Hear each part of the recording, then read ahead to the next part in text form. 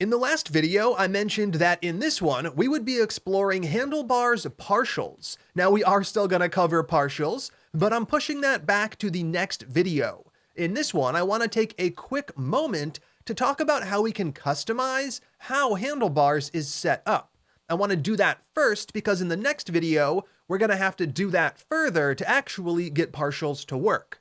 So the goal in this very quick video is to learn how we can customize the location and the name of the views directory. Right now it has to be in that location, the root of the project, and it has to have the name views. To get started, let's go ahead and change the directory name and watch things fail. So right here, I'm going to rename views over to something like templates. Now, both directory names let you know what's inside. The problem is that Express is not looking for a templates directory. So if we were to go ahead and refresh any of the pages on our site that use a template, we would see an error message like the following. Error. Failed to look up view help in views directory, and it's pointing to where it's expecting the views directory to live. That is in the root of the web server project, in a folder called views. We had that previously, which is why things worked. We no longer have that, which is why things are failing.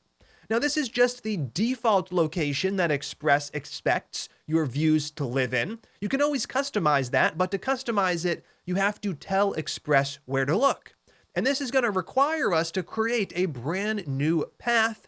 So let's go ahead and define one similar to how we defined public directory path. Right here, I'm going to define a constant, which I'll call views path, and I'm going to set this equal to an absolute path to that views folder, which I've called templates. So I'll use path.join like I did up above, and we'll start with __dir name. And remember, that is the path to the folder this file lives in, which would be the source directory. That's not what we want. So we'll go ahead and provide another argument to alter that path.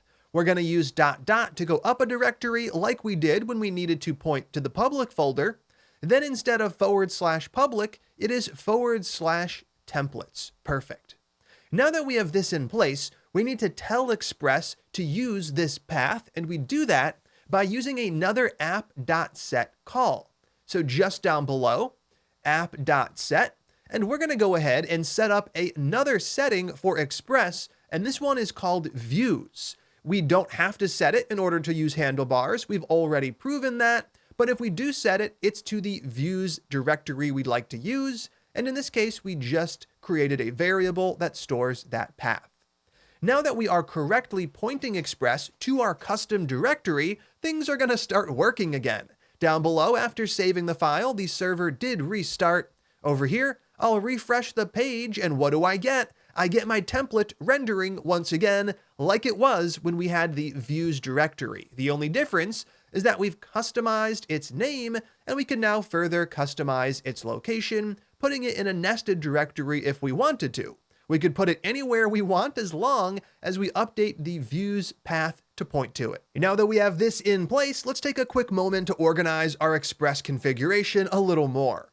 I'm going to break out these two lines into their own little section, adding a comment to remind us what's going on here. We'll add other paths later. So for now, we can title this little section something like define paths for Express config. Down below, we have these three lines. Now, the first two are specific to handlebars, and the last one is more general. So I'm going to take those first two lines and add a comment for them. Setup, handlebars, engine, and views location. And then finally, we could add a comment for this line if we want to remember what it does, as it's not very often we're going to end up changing it, and it could be easy to forget.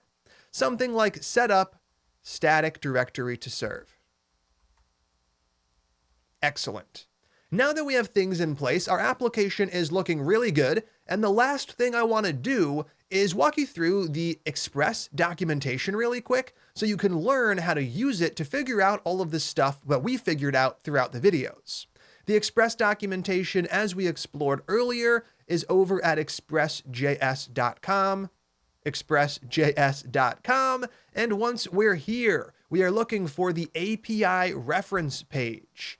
Now, the API reference walks through every single thing available, and it's a really nice set of documentation. So over here, we have a few very high-level things. We have the express function, which we've already used. As we can see here, there's not a whole lot to it. We simply call it to generate a new instance of the application.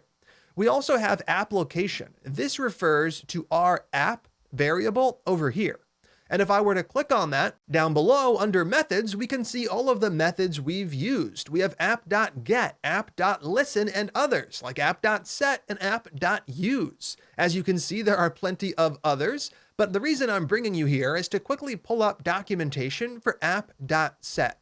Now, we already know how it works. We call it, we pass in the name of the setting we're trying to set and the value we want to set. But down below, it also contains a table of all of the built-in settings that can be set that Express is actually going to do something with. There are about a dozen or so, and near the bottom under V, we have views and we have View Engine, both of which we've already used in our application. The documentation is fantastic. It walks you through exactly what value should be set and what exactly the setting is going to do. Now, we also have request, response, and router.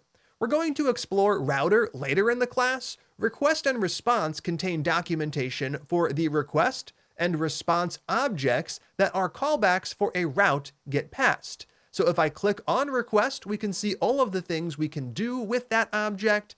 And if I click on response, we can see all of the options we have here, including a couple that we've used, response.send. We could learn how to use that even though we already know how to use that. And we also have response.render just up above, and here it talks about how to use Express with a template engine.